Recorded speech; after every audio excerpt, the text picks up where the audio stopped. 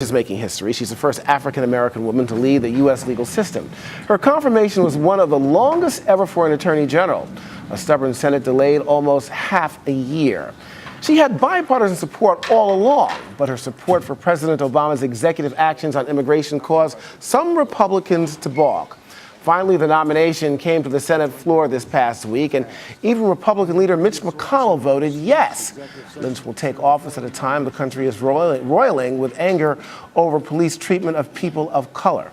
Well, this week, the city of Baltimore erupted in demonstrations after a young man died.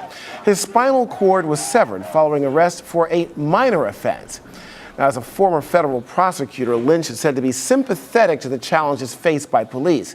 So the country will be watching to see if she is as aggressive on this issue as her predecessor, Eric Holder.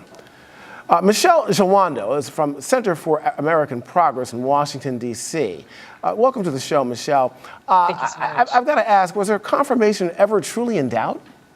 Actually, there was a moment in time that we had serious concerns that the confirmation would not move forward, which would have been a travesty. She had been twice confirmed by the Senate to serve as the U.S. Attorney for the Eastern District of New York. But as we continue to move along, what we recognize is it was never actually about the qualifications of this woman, but this actually became somewhat of a referendum on both the president's EO on immigration, as well as concerns about her impartiality moving forward. Well, you know, this is not necessarily unusual. It's not necessarily usual either. Ed Meese, it took him far longer to be confirmed by lawmakers in this country. So I guess politics are indeed at play here, of course. But I guess the question now that she has been confirmed and we move forward here, how does her background as a U.S. attorney affect her position on the issues? Well, this actually was pretty unique. You know, this was the longest wait time in the last 3 decades. She actually came out of the Senate Judiciary hearing on her nomination with bipartisan support. And everyone agrees without question she has impeccable credentials. Again, she was confirmed twice before this same body, the United States Senate, to serve as a career prosecutor. Listen, her qualifications are impeccable. She has been on the front lines of issues in New York, such as cyber terrorism, crime, disrupting corruption of both Democrats and Republicans. She's been a leader on issues such as human trafficking. And her leadership during the time of Abner Louima in New York City and prosecuting police during a very volatile moment in New York City's history shows her leadership on the most important and the difficult issues facing our nation. I want to switch gears for a minute here. An alarming report came out, I'm sure that you're familiar with it, about a report that 1.5 million black men are missing from American life. Many of them are invisible because they've been incarcerated or as former convicts cannot find jobs or participate in society. I guess the question, can the Attorney General make a difference here? I think the Attorney General will not only continue to make a difference, but the leadership of the Department of Justice in dealing with these issues.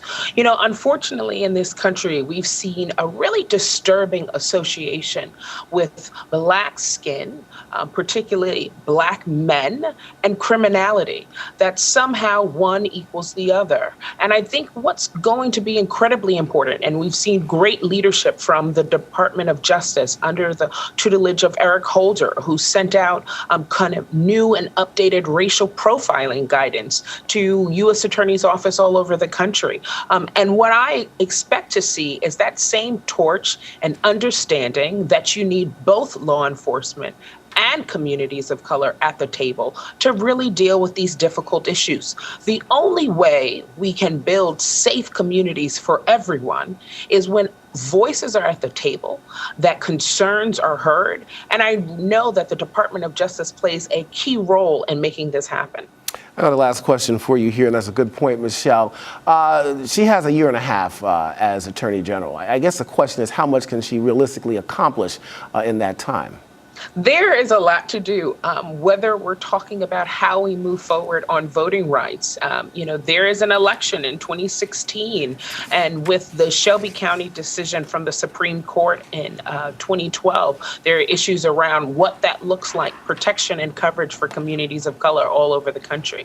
Whether it's issues around terrorism, we know that issues around privacy and security are issues of the day.